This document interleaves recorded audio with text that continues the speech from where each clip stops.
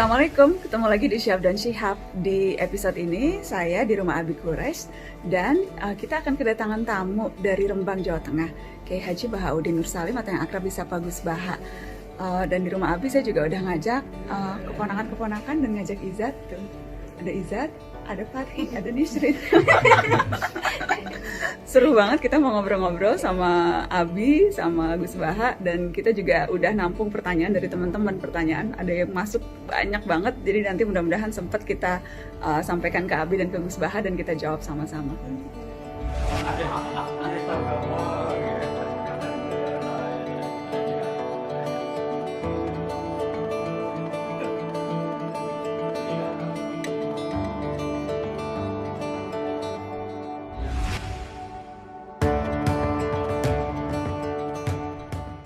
Assalamualaikum warahmatullahi wabarakatuh, teman-teman. Senang sekali, alhamdulillah Syihab dan Syihab bisa kembali. Dan kali ini Syihab dan Syihab di rumah Abi Quraisy kedatangan tamu dari jauh, dari Rembang.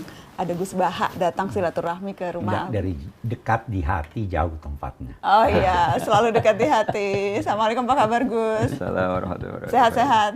Ya, alhamdulillah. Alhamdulillah, senang ya Abi kita kedatangan Gus Baha. Senang sekali. Abi terakhir ketemu Gus Baha waktu itu di acara Di acara di Habib Ali, ya, di BG Baitul Quran. Baitul Quran. Baitul Quran. Sebelumnya sempat juga silaturahmi Gus Baha. Teman-teman mungkin ingat waktu itu kita menjelang malam takbiran ya Gus? Iya, di narasi ya. Di narasi, tapi waktu itu karena jarak jauh sempat ada kendala teknis jadi nggak begitu jelas. Dan itu yang protes netizen se-Indonesia Gus. Tapi enggak protes saya tuh. Protesnya ke saya. Alhamdulillah. Kenapa ini Gus Baha itu soalnya waktunya katanya susah. Nah, terus waktu itu Nana ingat sempat bilang insya Allah kalau ada waktu mau silaturahmi langsung sama Gus Baha supaya kemudian teman-teman juga bisa dengar perbincangan dan alhamdulillah kesampaian hari ini. Alhamdulillah. So, makasih banyak ya Gus. Iya. Mau mengenalkan tadi sih saya udah kenalin tapi mungkin teman-teman juga kenal. Jadi yang sebelumnya saya ajak cucu-cucunya Abi yang kecil-kecil, yang sekarang Syihab dan Syihab saya mengajak cucu-cucunya Abi yang lebih senior-senior. Itu Izzat anaknya Mami Nana. Banyak yang suka nggak tahu gitu kalau ini Izzat anak saya. Kemudian terus ada Fathi dan ada Nisrin, ini keponakan, dan yang ini ada Nihla, cucu-cucunya Habib Quraisy. Terima kasih ya udah nemenin Mami Nana. Ini terpaksa apa enggak kan? Enggak dong, seneng dong bisa ketemu sama Gus Baha, bisa ngobrol-ngobrol sama Gus Baha dan sama Abi. Banyak banget yang udah nitip pertanyaan untuk ditanya ke Abi dan ke Gus Baha. Tapi sebelum kita jawab pertanyaan dari netizen, mungkin mau kenal Gus Baha lebih jauh dan lebih dekat Gus. Walaupun sudah terkenal tapi banyak yang juga masih penasaran gitu. Gus Baha kemana-mana sarungan, gaya nyantri gitu. Tapi di YouTube-nya selalu yang nonton ratusan ribu sampai jutaan gitu. Pokoknya bintang YouTube, kalau ustadznya YouTube tuh Gus Baha. Rame gitu. Gimana sih Gus Baha melihat dakwah sekarang gitu lewat cara YouTube, lewat cara-cara seperti sekarang nih Syihab dan Syihab ini kan cara dakwah yang berbeda yang kita maksudkan supaya lebih dekat, lebih nyampe ke masyarakat Gus. Ini saya menjawab tapi tidak harus jadi model ya, karena tradisi kita apalagi Pak Quraisy aslinya ada kaidah ya, laisa li alimin ayyuqal tidak aliman akhir. Jadi antar orang alim itu tidak perlu saling ikut. Ini saya cerita sedikit. Sebenarnya mulai kecil karena bapak saya, mbah-mbah saya itu terkenal wali. Jadi cita-cita saya itu ingin jadi wali. Artinya wali itu orang yang dekat Allah. Nah, di antara kedekatan mereka kepada Allah, di antaranya adalah cara melihat Allah itu begitu jelas. Misalnya ketika Nabi Ibrahim disuruh Allah supaya menyampaikan kewajiban haji, wa'adzin finnasi bil haji ya'tuka rijalan itu. Saya bisa apa? Suara saya terbatas ya Allah. Terus kata Allah, sudah sampaikan saja, nanti saya yang menyampaikan, kata Allah. Orang seluruh dunia dengar yang ditakdir haji bisa haji. Artinya ketika saya melihat kenabian itu harus dimaklumatkan. Dan dalam hadis qudsi Allah ngendikan kuntu kanzan makhfiyan fa'aradtu an u'rafa fa khalaqtul khalqa liya'rifuni. Jadi kata Allah, saya ini sebenarnya tidak butuh makhluk, cuma harus orang kenal saya. Saya menciptakan, masa mereka tidak kenal saya. Maka saya menciptakan makhluk untuk kenal saya. Jadi komitmen hati saya itu hanya ingin mengenalkan ajaran Allah ini indah, ajaran Allah ini solusi. Saya tidak pernah kepikiran kalau itu jadi viral atau jadi terkenal. Sampai sekarang pun saya tidak tahu kalau itu terkenal. Saya tidak punya WA juga nggak mau dengar. Nggak punya WA Gus? Nggak punya sampai sekarang, nggak punya, hanya lewat adik itu. Akhirnya ketika dengar katanya saya terkenal, banyak yang ngaji itu, terus ingat cerita Nabi Ibrahim tadi Pak Quraisy, bahwa Allah lah yang menyampaikan itu. Iya. Sehingga nggak perlu jadi beban saya harus parlente atau harus gaya, harus apalah. Ya saya tetap biasa seperti ini. Karena ini pakaian yang saya kenal, saya merasa nyaman. Syukur-syukur ini mewakili bilisani kaumi karena saya orang Indonesia. Bisa lagi gitu. Jadi sudah lengkap. Tapi yang jelas itulah kira-kira. Jadi keinginan saya menerangkan hukumnya Allah itu enggak saya ingin dikenal, tapi supaya hukum Allah itu dikenali, difahami. Contoh yang paling mudah banyaklah dosen-dosen Jogja ngaji saya itu termasuk UGM. Kemarin UGM juga ngaji saya sebelum narasi ya. Itu saya mungkin barokahnya baca banyak ya. Mungkin Pak Kures lebih tahu, saya baca banyak. Saya menghidupkan ilmu-ilmu Al-Quran yang mungkin orang lain sudah nganggap itu tidak penting. Yaitu tadi, bahwa kebenaran itu dimulai dari diperkenalkan. Yuzhirahu ala dini kulli. Jadi orang tahu kalau itu bidan ya karena ada tulisan ini bidan, ini dokter gigi, ini toko apa ya, onderdil, toko TV. Kenapa kita tidak memperkenalkan Allah? Padahal Allah ini zat paling penting. Makanya banyak ulama mengartikan illa liya'budun illa liya'rifuni. Sebab mereka kenal kami, kenal Allah. Sehingga saya nyaman saja ketika terkenal apa tidak terkenal, ketika saya sudah memaklumatkan ilmunya Allah, sudah menghilangkan dosa kitmanul ilmi, ya sudah saya nyaman. Sehingga saya dengan tanda kutip nggak mau lagi dengar apa orang nerima apa enggak, cocok apa enggak, karena terus jadi lucu saja kalau di dunia wali kedikte makhluk. Karena tadi cita-cita saya ingin jadi wali, entah sudah kesampaian tanda. Jadi terbiasa nggak boleh didikte makhluk. Kalau Allah merintahkan nerangkan, ya nerangkan saja, nggak usah tersiksa reaksi publik kayak apa. Tapi keinginan itu berarti dari kecil? Karena memang karena tradisinya seperti itu. Tradisinya kan kalau ngaji, mungkin Pak Kures lebih tahu, kitmanul ilmi itu dosa, menyembunyikan ilmu itu dosa. Kalau ada ilmu harus diajarkan. Sehingga ketika saya mondok di Sarang sudah banyak satu kelas saya yang kalau ketemu saya itu cium tangan, tak tanya kenapa. Ya karena saya ngaji jenengan. Karena perasaannya santri gitu kalau selalu. Perasaannya gitu. Tapi sebetulnya berangkatnya dari kewajiban itu. Ketika Kiai Hamid Pasuruan terkenal wali, Pak Kures tahu banyak Kiai Hamid Pasuruan. Itu kan sepupu sama mbah saya. Itu ketika beliau terkenal, banyak yang sowan, banyak yang menghormati. Beliau itu menangis. Ketika ditanya sama Bapak, kenapa engkau menangis? Saya ini soleh itu untuk diri saya sendiri. Saya sering jamaah, sering melakukan kebaikan untuk diri saya sendiri. Tapi kenapa mereka menghormati saya? Jangan-jangan ini mendikte saya untuk sudah dari ingat Allah betul, sekarang harus ingat makhluk itu.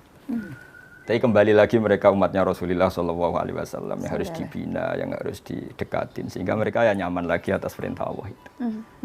Ya kira-kira gitulah, setidaknya pas saya baik, pas Bikol bin Salim itu cara berpikir saya seperti itu. Tapi ya saya manusia mungkin kadang-kadang kebawa euforia atau tertekan atau nervous. Tapi itu bawaan manusia. Kalau secara ilmu saya seperti itu, nggak lebih, nggak kurang. Ya saya kira demikian. Ya, ada dua tadi ingin komentari.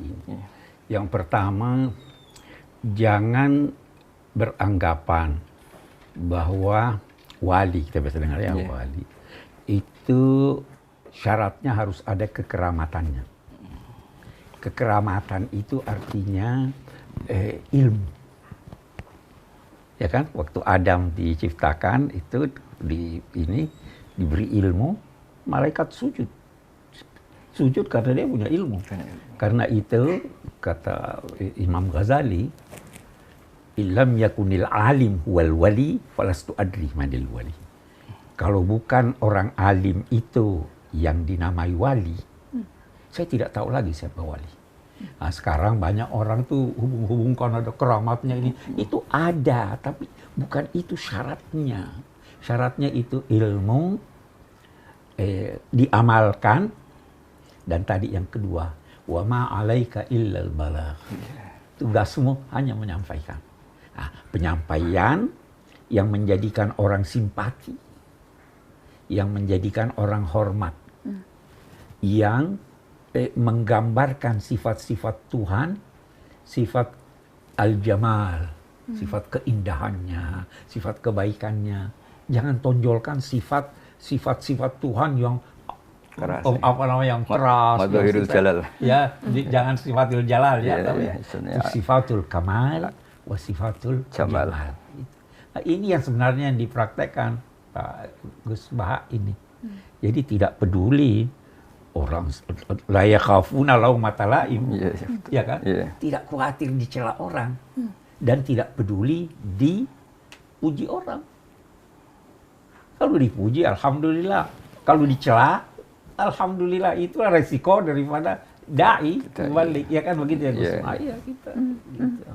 Dan itu semua itu kalau orang mau meniru caranya seperti apa ya Gus Abi? Karena kan banyak kemudian ya bahwa kemudian dipuji, banyak orang yang kemudian ingin anak-anaknya wah bisa seperti Abi, bisa seperti Gus Baha gitu, tetap tawadu, berilmu tapi tidak menonjolkan keilmuan, menyampaikan sesuatu dengan indah, tidak keras begitu.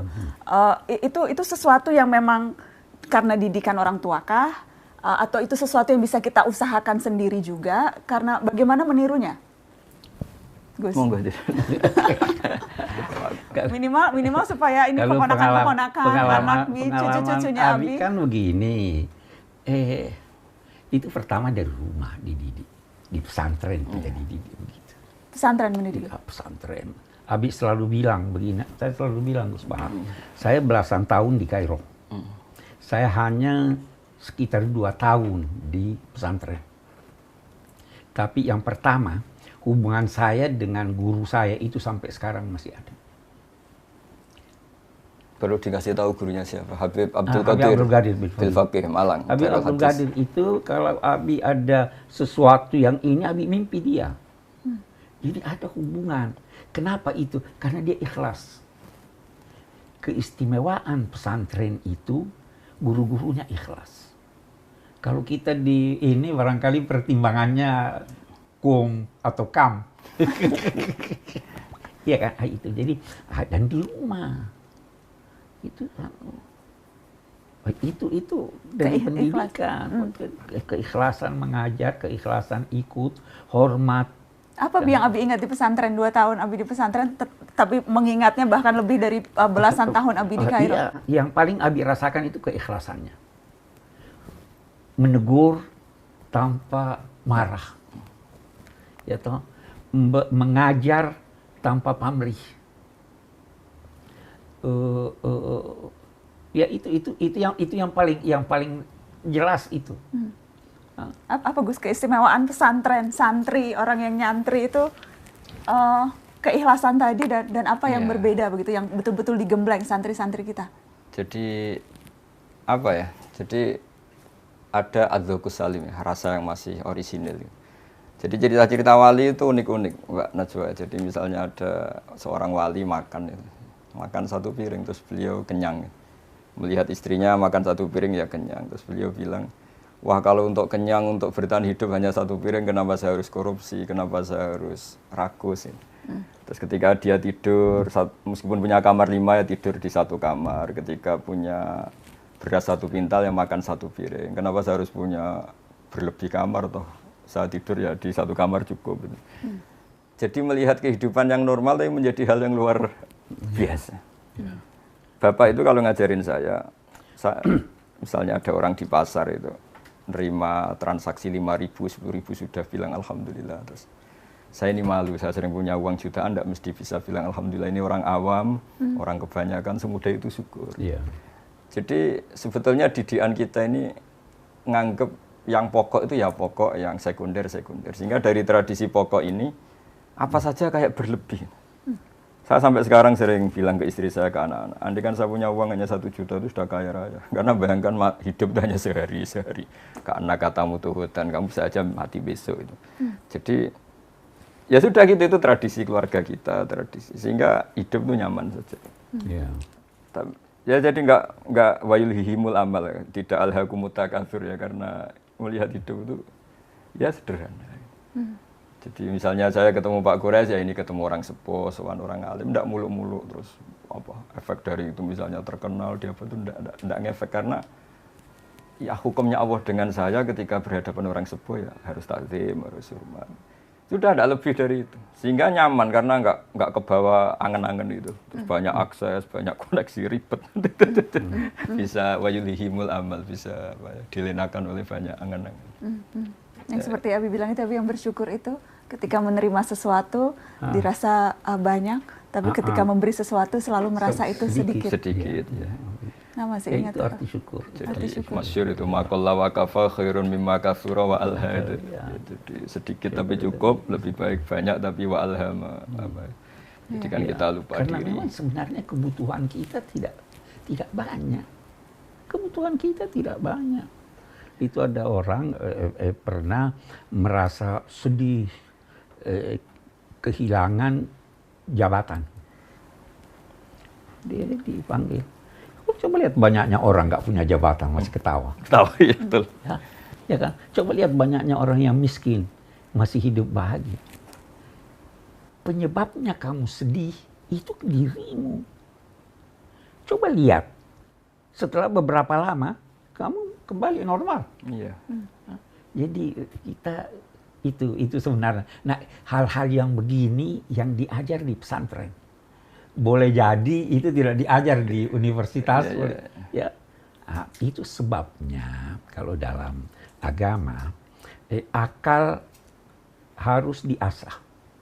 Tapi hati juga harus diasah. Letakkan sedikit rasa di akalmu supaya dia lurus. Letakkan juga sedikit akal di perasaanmu supaya dia di pesantren itu. Saya nggak tahu sekarang, ya toh. Tapi yang saya alami begitu. Jadi dididik dengan akal, terus hati diasah. Ada wirid, ada ini itu kan sebenarnya untuk mengasah hati. Amalan-amalan Jadi yang bergabung. dilakukan. Kita ini manusia jiwa dan raga, akal dan rasa harus menyatu semuanya. Jangan ini. Jangan salah satu dominan. Kalau lagi jatuh cinta tuh biasanya karena banyak remaja, jatuh cinta yang dominan biasanya rasa, akal nggak apa-apa itu ya? Nggak apa-apa, tapi akal itu, rasa itu bisa mengalahkan akal. Buktinya orang yang cinta biasa hilang akalnya, dikalahkan oleh rasanya. Tetapi akal tidak bisa menciptakan iman, tidak bisa menciptakan cinta. Akal. Nah, jadi kita gabung. Akal dan rasa. Iya kan? Iya. Akal tidak bisa menciptakan cinta. Nggak bisa ya? Iya. Bisa membenarkan cinta. Membenarkan. Tapi diciptakan oleh rasa. Diciptakan Oh, oleh ini bisa rasa. satu episode Bagaimana? soal cinta. Menurut Abi dan Gus Baha. Iya kan? Iya, Itu iya. asa, itu rasa. Pemain bola kan itu akal dan rasa ya. Iya, kakinya itu merasa. Tapi dia berpikir, ada taktik, ada ini segala. Nah, itu gabungan. Oke. Ini soalnya jago bola ini. Oh iya. Dia pernah ke Inggris untuk latihan bola. Ya. Idolanya siapa? Bintang idolanya? Aku fans Chelsea, Habib. Oh, Chelsea. Tapi kata tetangga-tetangga saya itu hebat itu Indonesia, nggak pernah dikalahkan Brazil. Jadi tim-tim besar pernah semua dikalahkan Brazil. Kalau Indonesia enggak pernah. Karena nggak pernah main berhasil. Gus Baha ngikut bola? Ya seneng dengerin orang yang seneng aja. Kalau saya sedang nonton. Tapi Gus Baha hobinya apa jadi? Hobi seneng yang jelas. Senang. Apa Jadi yang bikin bapak senang? saya itu dulu ngajarin seneng itu sederhana. Kalau ada orang awam tadi ceria di warung, padahal mereka banyak masalah. Kadang sampai saking penghormatannya bapak pada orang seneng tuh kalau manggil santri, sandang guyon atau apa, nggak jadi. Kata beliau, orang-orang miskin seneng itu mewah, nggak usah diganggu. Kalau ada kiainya kan sungkan. Sampai sekarang saya keterusan, kalau santri sedang guyon gitu, saya mau lewat nggak jadi. Takut kalau ada kiainya langsung dimu. Jadi sengaja ya Gus? Ya, karena Malah senang. nggak mau merusak kebahagiaan. Tapi Iya. ngeliat Gus Baha pasti seneng lah. Masa ngeliat Gus Baha terus nggak jadi ketawa? Nggak kan sungkan itu. Sungkan ya? Iya, ada orang yang sungkan begitu. Makanya guyonan paling saya kenang di pondok itu, di pondoknya Mbah Maimun itu. Gus kalau soleh jangan soleh-soleh banget. Kenapa? Nanti saya surga dengan Mbah Mun. Nggak enak sungkan. Kita nanti tetap bertemanan aja, sekelas kita aja, ngopi-ngopi bareng gitu. Surganya yang level lebih bawah Iya, dikit lebih lah. bawah. supaya Nanti nggak- kalau supaya kangen nggak Mbah tegang. Mun soan nih, tapi jangan setingkat kata. Jadi itu pesantren. Jadi guyon yang ringan, ilmiah tapi bikin ceria. Jadi itu kan kayak zaman sahabat ada Nuaiman, di khazanah kita ada Abu Nuwas ya, Iya. atau Abu Nawas. Itu ceria. Jadi ringan tapi mendidik. Jadi di antara kenangan saya di pesantren itu kalau antri di kamar kecil itu, Yang paling dihormati di pondok itu kan 2 Gus sama Kiai. Tapi Gus itu anaknya Kiai. Sehingga kalau antri itu ditanya, dok, nggak usah ditunggu, saya Gus. Maksudnya supaya nggak didok karena antri. Terus kata yang dok, samalah Kiai. Untuk menteror itu. Jadi apa ya, suftoh kalau dalam bahasa habaib atau muzah itu ceria sekali. Nah ceria itu di kitab Ihya diterangkan Qutbuddin al-istilzat bil mubahat itu Qutbuddin. Nanti pada akhirnya menikmati hal yang dibolehkan Allah itu punjeri agama, itu pokok beragama. Iya. Karena kita ini sudah capek. Jadi kalau saya misalnya sampai sekarang saya tiap pagi masih sering jalan-jalan sama putri saya yang SD kelas 1 terus. Karena saya bilang ke istri saya, kayak apa celakanya kita kalau bahagia nunggu nyuwun sewu maksiat dulu, harus melakukan hal yang buruk. Allah menyediakan sekian kesenangan dari hal-hal yang dibolehkan, misalnya mencintai anak, cucu, mencintai teman. Dan itu guru-guru kita ngajari itu, sehingga rata-rata kiai itu suka guyon, suka santai, supaya mencukupkan diri, tidak perlu senang dengan hal-hal yang dilarang oleh Allah. Dan itu karena itu di kalangan orang-orang tasawuf, orang-orang fikih yang paham, menyanyi itu anjuran. Iya. Ya karena itu menyenangkan kan. Ya itu Habib Soleh Tanggul itu, karena lagunya menggugah hati, kalimat-kalimatnya mencerahkan. Yang tidak boleh itu kalau nyanyiannya lenggak-lenggok yang tidak benar, liriknya salah, itu yang tidak boleh. Tapi kalau liriknya bagus, itu ya, hati itu menjadi senang kalau mata melihat yang indah, telinga mendengar yang indah.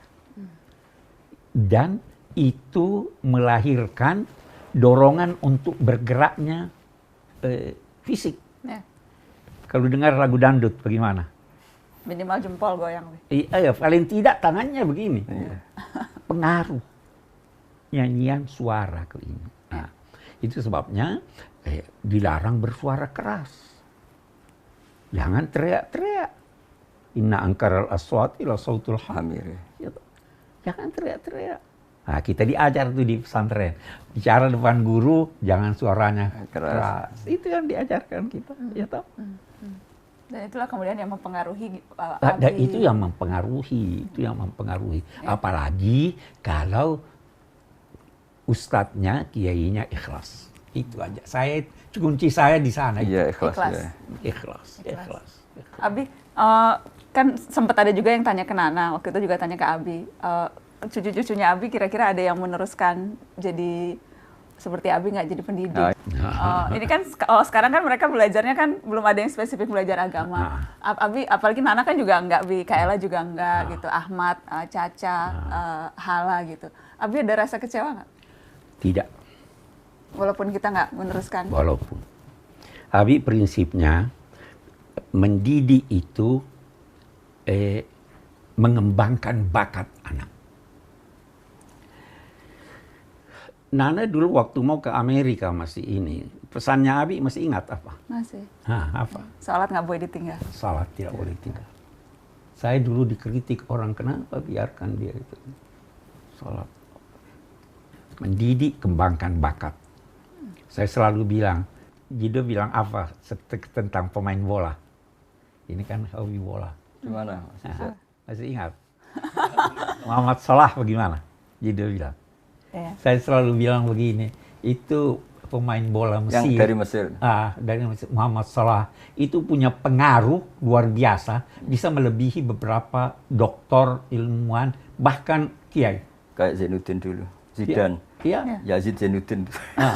Iya toh, jadi pandai dalam bidang apa saja. Tapi jangan lupa agama, yang paling penting jangan lupa sholat. Sholat itu kunci.